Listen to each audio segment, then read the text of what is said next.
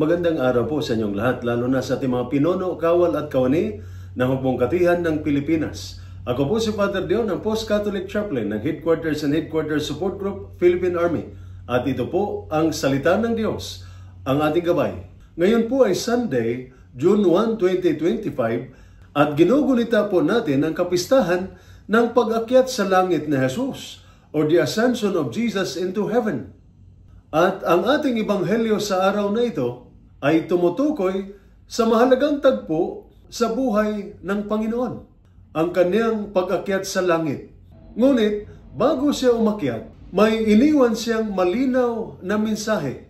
Kayo ay mga saksi sa mga bagay na ito. Ipadadala ko sa inyo ang ipinangako ng Ama. Sa madaling salita, isinugo niya ang mga alagad para ipagpatuloy ang kanyang misyon. Hindi nang nag-iisa, kundi may basbas, kapangyarihan, at may kasamang pangako ng banal na Espiritu. Minsan, sa digmaan o sa assignment sa malalayong lugar, normal lang na ang ilan sa atin ay natatakot o nangangamba. Kaya ko pa ba? Mag-isa ba akong lalaban dito? Ngunit tulad ng mga alagad, sinasabi rin sa atin ng Panginoon, isinusugo kita, pero hindi kita iiwan. Bilang sundalo, hindi lang tayo tagapagtanggol ng bayan. Tayo rin ay tagapaglingkod. Hindi lang tayo sumusunod sa utos ng opisina, tayo ay tumutugon sa tawag ng Diyos.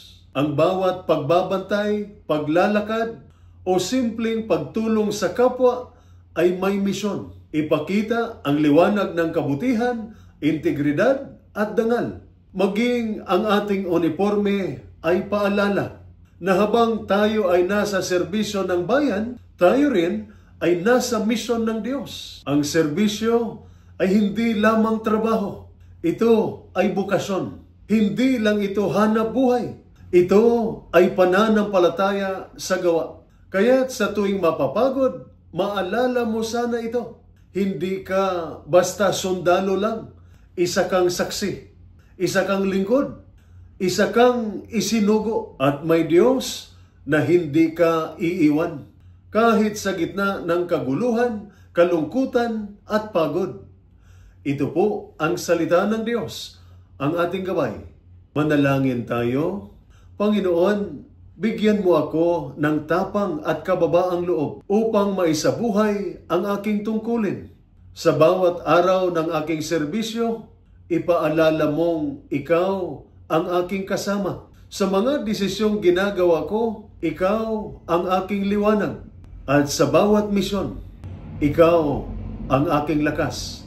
Amen. At sumainyo at sa inyong pamilya ang pagpapala ng makapangyarihang Diyos, Ama, Anak at Espiritu Santo. Amen.